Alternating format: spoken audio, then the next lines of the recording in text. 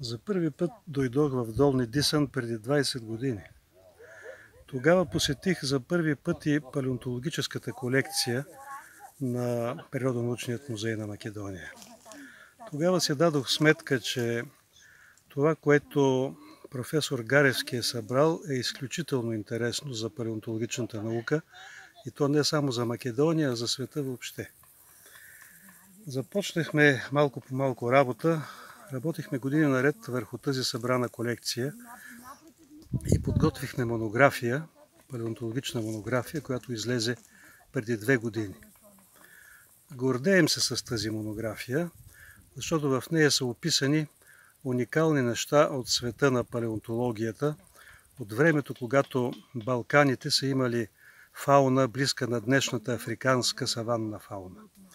С конете, в случая трипръстите хипариони, с хоботните животни, с жирафите, с хищните животни с големина на лъв, саблезъбите котки, с хиените и други странни същества, като халикотериите. Когато пишехме монографията, по това време в България направихме също едни много интересни разкрития. Зъб на 7 милиона и 200 хиляди години, вече знаем със сигурност, на Грекопитек. Постепенно установихме в рамките на един международен екип, че челюстта, намерена край Атина и зъбчето от България, принадлежат на един и същи вид. Той е малко повече от 7 милиона години и би трябвало да бъде нашият пръв предшественик, първите предчовеци. Тоест, ние смятаме, че Грекопитекът е първият предчовек и че всъщност човешката еволюционна линия не се е зародила в Африка, а тук на Балканите.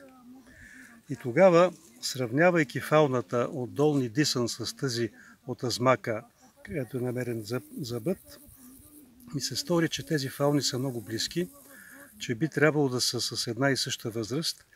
И тогава си казах, че трябва да дойдем да работим тук. Разбира се, обадих се на Биляна, направихме съвместен екип. Знаех предварително, че в този район има много фосилни кости. Наистина Долни Дисън е едно от най-богатите палеонтологически находища на Македония. Бих казал, че е едно от най-богатите на Балканите въобще.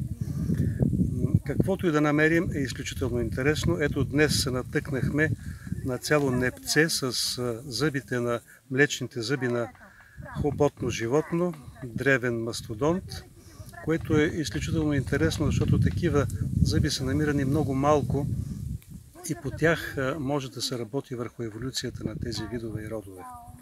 Но ние се надяваме, че тук ще успеем да намерим рано или късно и останки от Грекопитекът, нашият пръв предшественик. Така или иначе, Долни Дисън вече отдавна е в сърцето ми с красивата природа, с прекрасните хора, с които се запознахме тук и с интересната работа. Надявам се, че ще имаме още години напред такава интересна работа.